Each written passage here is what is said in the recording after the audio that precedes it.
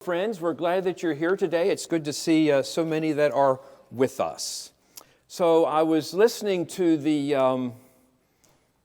news and all that this morning, and apparently the big deal was who's turned their heat on or not. So the newscasters were having some kind of play with one another about whether they've turned their heat on or not. So if you turn your heat on, let's see a raise of hands. Let's just see where we are. And if you're a hardliner and have not turned on your heat, let's see who you are. Oh, okay, all right, good. That's all right. We're glad that you're here. So a question for us. How many of us have done an act of kindness to someone and they didn't even say thank you? I know we've all had that before. We've done an act of kindness to someone we thought was very important, and they just walked off and didn't say a word. A simple thank you. Some of us may have even thought to ourselves, I'll never help them again. Such is the case today with Jesus as he heals 10 lepers. Jesus is on a road trip, moving between Samaria and Galilee on his way to Jerusalem. And as he enters a village, 10 lepers approach him and call from a distance, raising their voices in unison, Jesus, have mercy on us. They are desperate for healing. But as unclean people, they don't dare rush up to Jesus. They know that they're supposed to keep their distance and live outside of the community. Many lepers even had a bell that was attached to them, so that wherever they walked, there was this ringing bell that would say, stay away, stay away. I am unclean. I am a leper. Jesus sees them and feels a desire to be merciful to them. Then he gives them a rather unusual command. He says, go and show yourselves to the priests. Go and show yourselves to the priest. To us, those words seem odd. It was like, go and show yourself to Pastor Dave, as if that would make a difference. But at the time, only a priest could certify that a person was truly clean and then could return to the community. Something very special is going on here, something wonderful, something marvelous of the healing power of God. As the lepers make their way toward the priest, they are cleansed. And one of them, we call leper number 10, turns around and races back to Jesus, praising God with a loud voice. And he kneels before Jesus and says, thank you. Only one gives thanks. 1 out of 10. And Jesus asked, were not 10 made clean? The other 9, where are they? Only one takes time to count their blessing. Only one bothers to come back to Jesus and thank him. A 10% return, pretty sad. Keep in mind that the other lepers did exactly what Jesus told them to do. They were obedient, they were following instructions, they were doing the will of God. We can't fault them for that. But gratitude is our word for today. That's our key word. But gratitude moves us beyond the standard, the acceptable, the ordinary. And a gracious attitude and lifestyle leads to something extraordinary, unusual, blessed. In this story of the 10 lepers, the biggest surprise is that leper number 10 was a Samaritan. We can remember the story of the Samaritan woman at the well that Jesus approached her. And this comes as a shock to Jesus' followers because they see Samaritans as low-life losers, second-class citizens, members of the wrong race, region, and religion. A Samaritan is not an acceptable member of the community. Yet this leper, this Samaritan, is the only one to count his blessing, to express gratitude, to say thank you and praise God. And this shows Jesus that while the others experienced healing of their physical bodies, this leper also experienced healing of his soul. Was none of them found to return and give praise to God except this foreigner? And then Jesus says to the Samaritan, "Go up and go your way. Your faith has made you well." By the end of the story, number 10 had been healed, but there was something more. He has seen Jesus. He has recognized his blessing and rejoiced in it. How about us? If we were one of those 10 lepers, how would we have responded? Would we have gone on our way straight to the priest to be cleansed? Or we have thought, this person, Jesus, did something very special for me, and I'm going to go back and I'm going to say thank you to him. Gratitude. Thank you. Research shows that people who count their blessings find themselves sleeping better, exercising more, and caring more for others. And people who remind themselves of the things that are grateful show improvements in mental health and physical health. Think about COVID, my friends. How before COVID we reached out and helped one another. Post-COVID, are we doing the same? Or are we going on our own way? When is the last time that we expressed thank you, that we expressed gratitude for something that someone did for us? Gratitude, thank you. A good night's sleep, a beautiful sky, rain, an unexpected voice, comfort of reading Scripture, dueling disciples, an email, phone call, a card in the mail.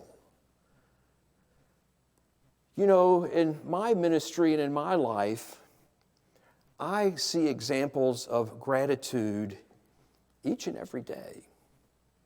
And I want to share with you 4 that came this past week, all of them unexpected. The first, I got a call. It was a North Carolina area code. I was wondering, should I pick it up or not? It's probably Duke Divinity School calling for money. I took the call. And it was a female voice on the other end of the line. She says, "Is this Mr. Kirkland?" I said, "Yes." She said, "Well, this is going to be a strange phone call." And I almost clicked. And I said, "All right." And she said, "I'm in Raleigh, North Carolina, and I have found someone's wallet. And in that wallet is your business card."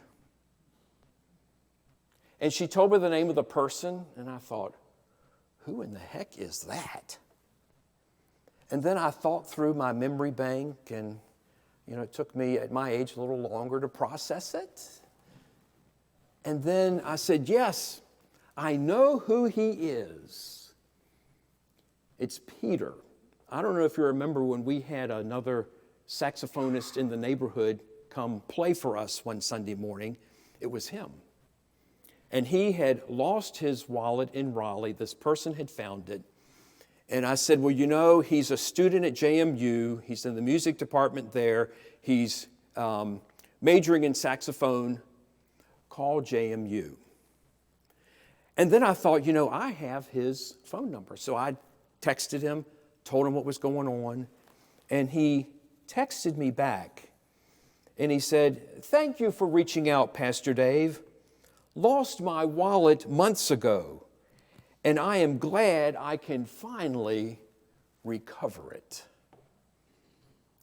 Here was someone that found this wallet on the street or whatever, called me, called JMU. I texted Peter. He texted back. Friends, there were thank yous going all over the place and gratitude. The second, we had youth group this past week, and we had cupcakes for Troy Welk's birthday. And there were 4 cupcakes left over.